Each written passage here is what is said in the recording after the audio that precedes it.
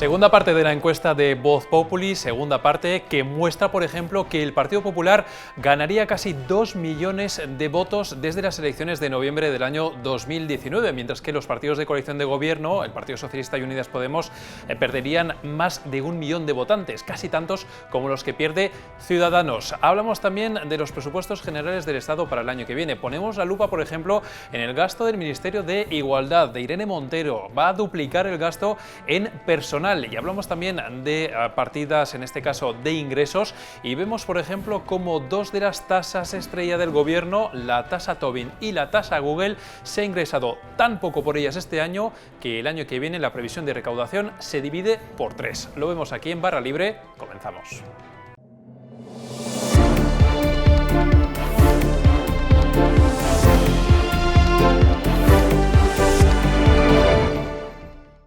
Y comenzamos ya con esa segunda parte de nuestra encuesta, de la encuesta realizada por Amalgama Métrica para Voz Populi. Tenemos aquí ya los datos muy significativos que queremos analizar, igual que ayer con nuestra compañera, con Marina Lías. ¿Qué tal, Marina? Hola, ¿qué tal?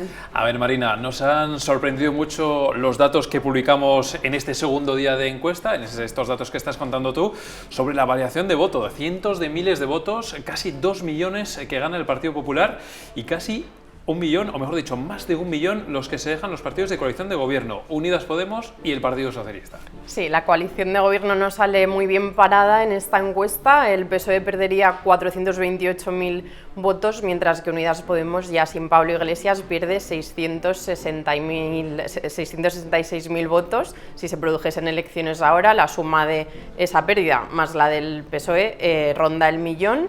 Mientras que el PP en el otro extremo ganaría casi 2 millones, porque hay que tener en cuenta que en los anteriores comicios ganaron en torno a 5 millones de votantes, un poquito más, y ahora ganarían más de 7 o en torno a 7, con lo cual se produce una diferencia de 2 millones de votos.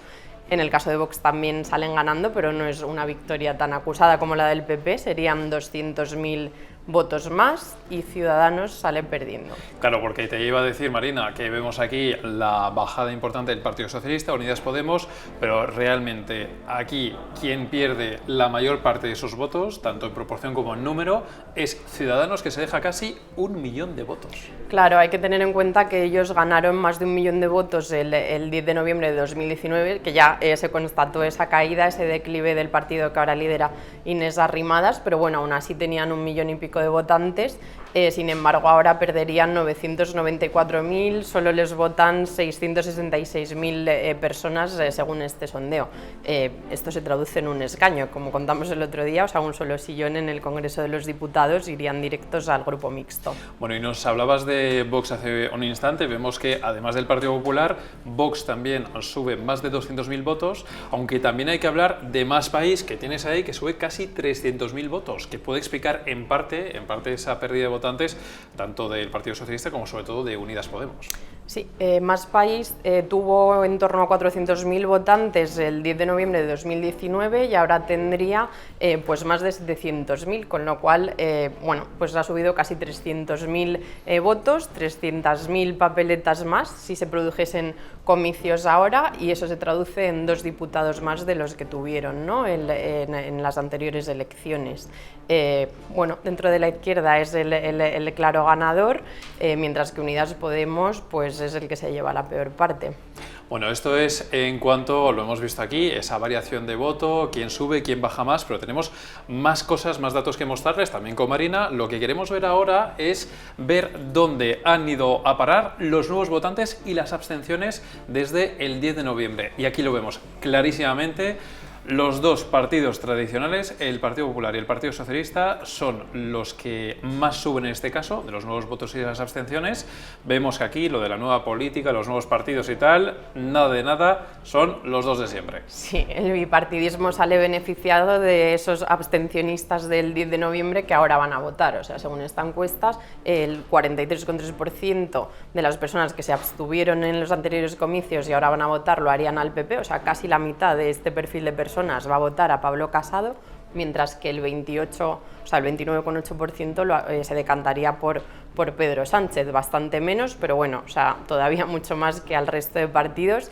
Vox y Unidas Podemos están más o menos a la par, un poquito más Vox, o sea, esos abstencionistas que ahora van a votar, 6,8 se irían hacia los de Santiago Abascal, mientras que un 6% a Unidas Podemos. Y Ciudadanos se tiene que conformar con un 2,6%. Bueno, no me parece poco teniendo en cuenta las otras cifras que vemos de Ciudadanos, que esté ahí, digamos, en el tercio que Vox o poco más de la mitad que Unidas Podemos. Marina, si te parece, por último, vamos a repasar con nuestros espectadores para ver un poquito cómo era esa encuesta que les habíamos ofrecido en el día de ayer. Lo vemos muy rápidamente, como la encuesta sobre todo sobresale que el Partido Popular ganaría más de 30 escaños, se situaría con 121, Vox prácticamente igual, con 53, y vemos cómo caen tanto el Partido Socialista, 17 escaños menos, aunque sigue por encima de la barrera de los 100, y Unidas Podemos, que pasa de 35 a 24 escaños. Bueno, esto lo que supone, o sea, en lo que se traduce es que el PP sigue necesitando a Vox para poder gobernar y a Navarra suma en este caso.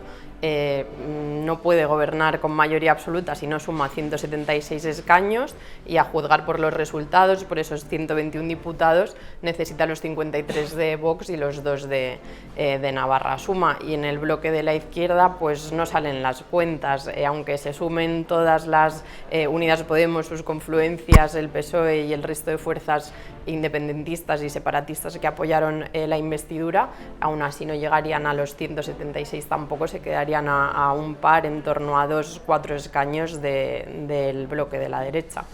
Pues ese es el análisis, esos son los datos de nuestra encuesta de Voz Populi que pueden leer en nuestro periódico de hoy, también leyeron la primera parte de nuestro periódico de ayer, y toda esta información y todo este análisis ha corrido a cargo de nuestra compañera de Marina Lías. Marina, gracias. Muchísimas gracias.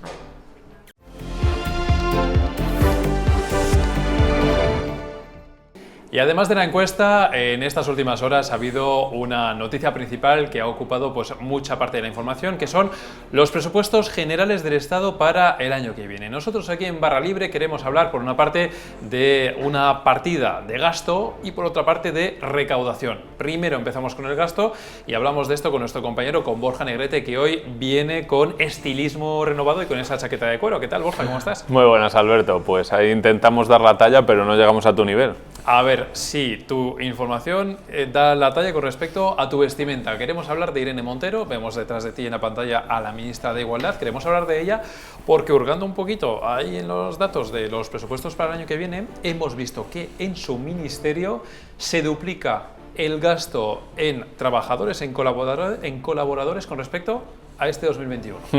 Sí, es que nos ha llamado la atención, ¿no?, que en este contexto pues, en el que ha habido esta polémica porque Irene Montero pues, ha contratado como asesores a una condenada como Isabel Serra y a 2 imputados, Carlos Sánchez Mato y Celia Meyer, pues hemos decidido pues, en este contexto ver qué pasa con el presupuesto del Ministerio de Igualdad y efectivamente, como dices, se duplica y más que se duplica. Pasa de 3,5 millones de euros el gasto en personal de este ministerio a 7,6 millones.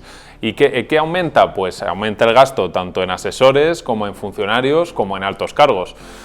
En el caso de los asesores estamos hablando de un incremento que va de los 385.000 euros al medio millón de euros.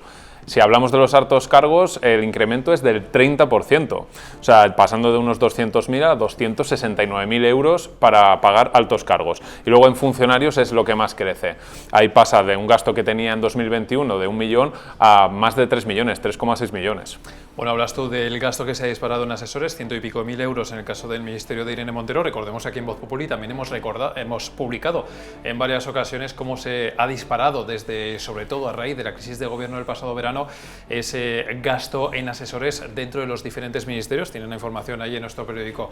Borja, otro punto que te ha llamado la atención sobre la partida presupuestaria, en este caso también del ministerio de Irene Montero, es la que hace mención a los incentivos. ¿De qué estamos hablando y por qué te ha llamado la atención? Eso es. Bueno, me ha llamado la atención porque, claro, al margen de estos gastos, que entendemos que son pues, los salarios de los asesores, altos cargos y demás, hay una partida que se llama incentivos al rendimiento.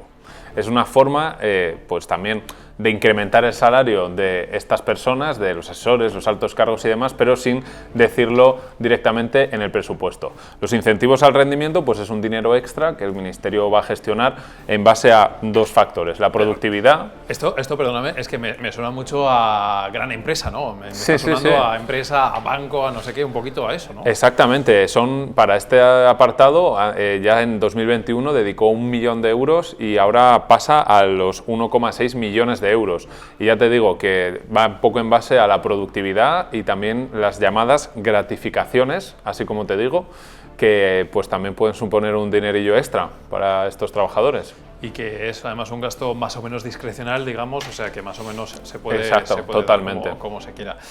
Hablábamos de los incentivos, ¿hay alguna cosa más que te haya llamado la atención? Porque sé que has estado ahí mirando con lupa Sí. la partida presupuestaria y que de repente, vamos, ha ido llena de sorpresas. Cuéntame. Sí, por ejemplo, a mí me ha sorprendido que el gasto en publicaciones, que es una cosa a la que nos tiene muy acostumbrado este ministerio, ¿no? A sacar estudios de estereotipos de género, estudios de igualdad y demás, pues me ha sorprendido ver que el gasto en publicaciones pasa de los 155.000 euros que tenía en 2021 a los 100.000 euros, es decir, que en este caso se recorta el presupuesto.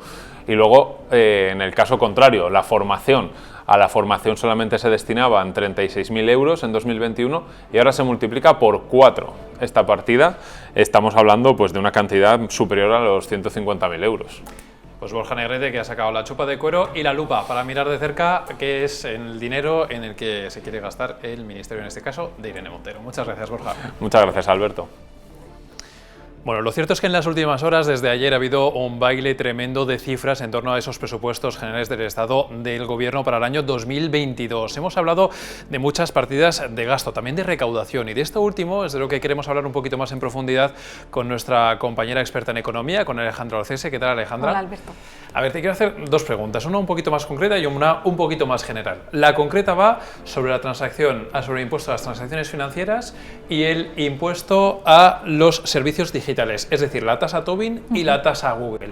Son dos impuestos por los cuales el Gobierno esperaba generar una importante recaudación este año, pero no se han cumplido las expectativas ni de lejos, y entonces para 2022 resulta que se ha dividido casi por 3 lo que el Gobierno espera recaudar con estos dos impuestos. Exactamente. Según los presupuestos de 2022, con la tasa Google se espera recaudar 225 millones, que es una cifra muy inferior a los 968 millones que esperaban recaudar en 2021, y con la tasa Tobin estiman una recaudación de 372 millones, que también queda muy lejos de los 850 millones que estaban previstos para 2021. En el conjunto de las dos es pasar de 1.800 millones que esperaban recaudar a 600, o sea, lo que tú decías de dividir la recaudación entre 3. Y bueno, esto se debe, como comentabas, a que ha habido un pobre comportamiento de estas tasas a lo largo del año. Según el último informe de recaudación, que es el del mes de agosto, pues con la tasa Tobin se han recaudado 185 millones solamente y con la tasa Google 92, con lo cual quedaría mucho que recaudar en lo que resta del año, algo bastante complicado, para poder cumplir con esas previsiones, y Hacienda no espera que se vaya a conseguir, de hecho por eso han recortado la previsión para 2022. Además son dos impuestos, hablamos de dos impuestos, digamos, un poco anunciados a bombo y platillo, sobre todo el de la tasa Tobin, por el cual, en fin, se había luchado durante años, se había dado esa batalla en Europa para poder conseguirlo, y finalmente vemos cómo esa recaudación se ha visto mermada este año, como nos cuenta Alejandra, y también pues se rebaja y mucho la previsión para recaudar el año que viene. Por eso te pregunto, Alejandra, en fin, hemos visto muchas partidas presupuestarias, muchos gastos, pero yo te pregunto por la recaudación en general del Gobierno de cara al año que viene. ¿Cómo va a ir esa recaudación y de dónde esperan sacar, en fin, los principales ingresos para acometer todos los planes? Pues la previsión de recaudación es muy optimista. El Gobierno dice que va a recaudar un 8,1% más el próximo ejercicio, y aún así ellos dicen que son prudentes, con lo cual en el fondo esperan todavía más ingresos fiscales. El grueso de esa recaudación, que ronda los 232.000 millones de euros, procede del IRPF, que aportaría más de 100.000, el IRPF que pagan los trabajadores del país. Y bueno, dado que no hay grandes cambios impositivos en estos presupuestos, porque las únicas novedades son el tipo mínimo del 15% en el impuesto de sociedades, la reducción de la deducción en el impuesto a sociedades de los alquileres de vivienda, de los grandes inversores que alquilan vivienda, que baja al 40%. Con esas dos medidas solo se va a recaudar de más 420 millones, con lo cual no es una diferencia muy sustancial. Y también cambia uno de los beneficios fiscales del IRPF, el relativo a la inversión en planes de pensiones privados, cuyo límite baja de 2.000 a 1.500 euros.